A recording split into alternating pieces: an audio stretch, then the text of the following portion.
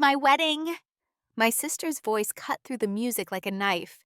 The DJ froze mid-beat. The room fell into silence. Dozens of faces turned toward me, all blinking in disbelief.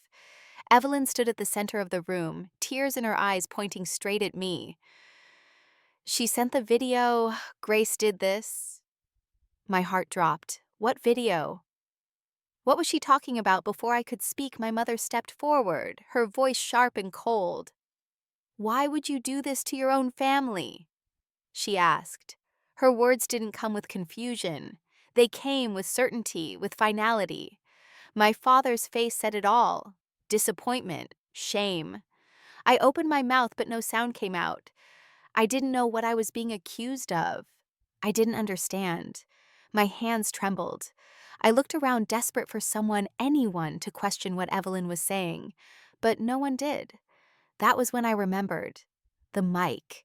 The small clip-on I'd used earlier that morning while setting up decorations for the reception. I had forgotten to turn it off.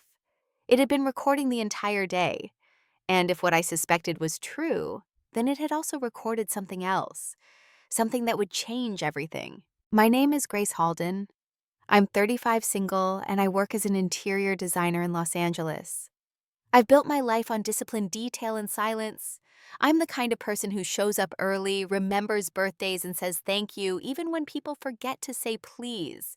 My friends say I'm dependable. My family says I'm controlling, especially Evelyn, my younger sister. She's 31, beautiful, impulsive, charming, when she wants to be cruel when no one's looking. She works in fashion PR in New York and has always had a knack for making people love her until they realize what loving her actually costs. Growing up, she was the adored one. I was the steady one. She cried, they comforted. I cried, they asked why. Our parents never admitted it out loud, but their favoritism wasn't subtle. Evelyn was the light. I was the shadow. Still, I did what older sisters do. I protected her. I covered for her lies. I gave her space to shine, even if it meant dimming my own. When our mother was diagnosed with early-stage breast cancer 3 years ago, I flew home and stayed for 6 months, managing her treatment, her appointments, her meals. Evelyn visited twice. She sent flowers, posted photos, but never showed up for the hard parts. When Mom recovered, she praised Evelyn for being so supportive from afar. I said nothing. I never corrected the record. When Evelyn got engaged, I congratulated her before anyone else. When she sent out invitations, I smiled, even though my name was barely visible. No maid of honor, no toast, no role. Just a guest. And still I came home. I showed up. I helped arrange the reception. I tied ribbons. I organized florals. I told myself this was what family does. That showing up mattered. That maybe this time she'd see me. I was wrong. I flew back to my hometown 2 days before the wedding. It was early spring, cold enough to sting, but not enough to snow. The house was buzzing with activity vendors coming in and out. My parents flustered Evelyn, glowing in silk robes and champagne flutes. I tried not to take it personally that I had been asked to stay at a motel instead of the guest room I'd once called mine. "We just need space for the bridal party," my mom explained. "You understand." I said I did. I didn't. From the moment I arrived, I was invisible. Evelyn handed me a checklist like I was staff. She asked me to tie name cards to table settings, then walked away without waiting for a response. I did it anyway. The night before the wedding, I overheard something strange. I was in the back of the reception hall adjusting a centerpiece when Evelyn's voice floated through the curtain wall. She was on the phone. "Look, it doesn't matter what he thinks. He already signed the prenup. We're doing this for appearances. Just make sure the video doesn't leak, okay?" My stomach turned.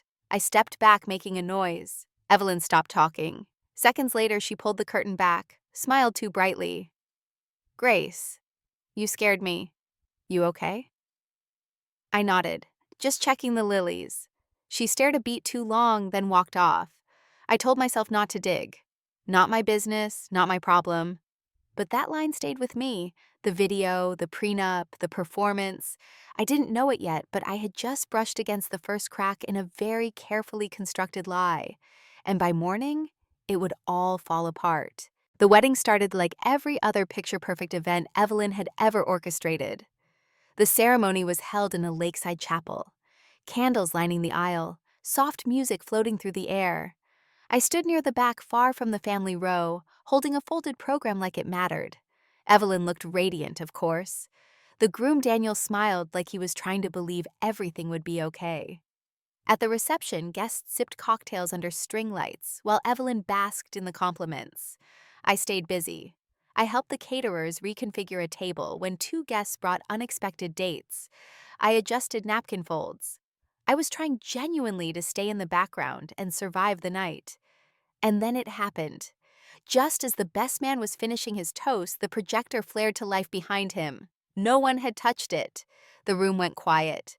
The video began playing, a hidden recording. Evelyn's voice unmistakable, laced with contempt. "He's an idiot, but he's rich and I'm not starting over at 31. Laughter followed. Then another voice. Her best friend's asking. "What if Grace finds out?" Evelyn replied. "She won't. She's too busy being perfect and boring. And if it leaks, I'll just say she did it." Gasps rippled through the room. The DJ scrambled to shut it off. Evelyn stood frozen, mouth open, then spun toward me and screamed, "You ruined my wedding!" Her voice broke into panic.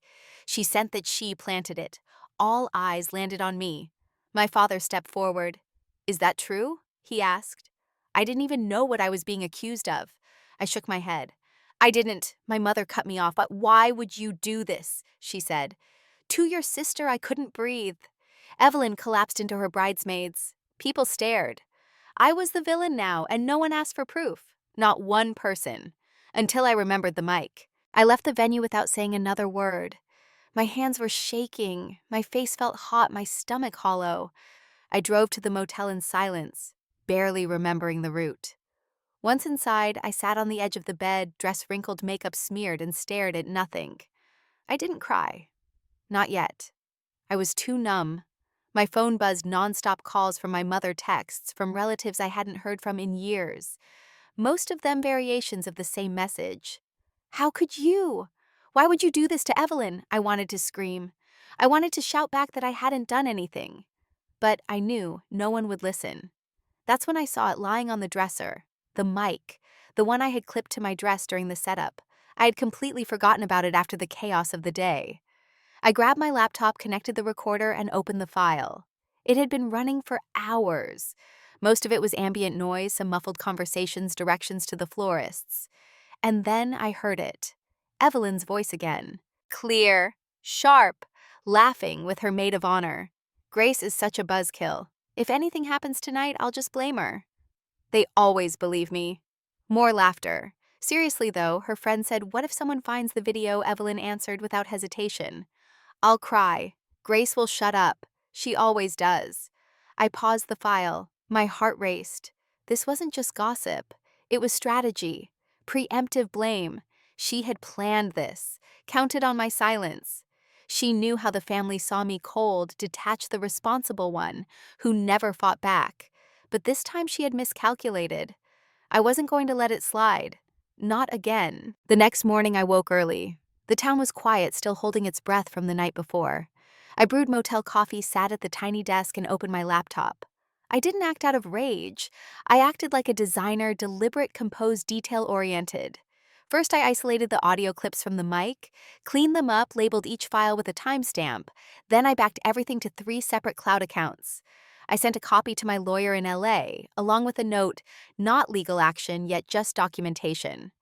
Next, I crafted an anonymous email to Daniel, Evelyn's now husband, attaching the cleanest recording.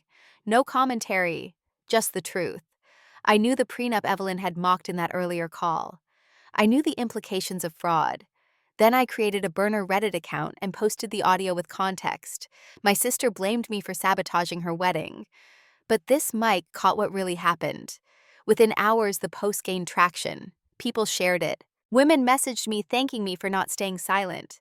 A lawyer from Texas DM'd offering free advice. TikTok stitched it, people acting out the betrayal. I stayed anonymous. No names, no faces, just evidence. By noon, the video reached Daniel's inbox. He didn't respond, but I knew he'd heard it. That night, I received one text from a blocked number. "You think this is funny?" I didn't reply. Instead, I uploaded one more file, Evelyn saying Grace doesn't know how to fight. She just folds. It was almost poetic. She had built her wedding on a lie and counted on me to stay quiet. But silence was never consent. Not anymore. Now I was building something too. Not a wedding, a case, a reckoning. And it had already begun. By the third day, everything began to unravel. Evelyn went dark on social media. Daniel deleted their wedding photos. Rumors spread fast in a small town, especially when fed by a viral Reddit thread and a trending TikTok audio. Someone leaked that the groom had moved out of their hotel suite and checked into a separate room across town. Another post appeared, a screenshot of an email from Daniel's lawyer to Evelyn's initiating an annulment. She had underestimated him. She had underestimated me. My parents tried to call. I let it ring. Then my mother sent a voice message. Her tone was softer, almost confused. "Grace, can we talk?" We didn't know. We didn't understand. I didn't respond. They hadn't listened when it mattered. When the mic caught Evelyn mocking them too, calling them easy to fool, I made sure that clip reached their inbox. I didn't send it with anger, just precision, like handing someone their own mirror. A week later, I received a letter from Evelyn, handwritten, no apology, just a plea. "You've made your point. Can we stop now?" But I wasn't the one who started it. She had publicly humiliated me, weaponized the trust my family still placed in her, and built a ceremony on manipulation. I hadn't even shared the worst clip, the one where she told her friend, "If he calls it off, whatever. I just wanted the ring and the party." That file stayed on my drive, just in case.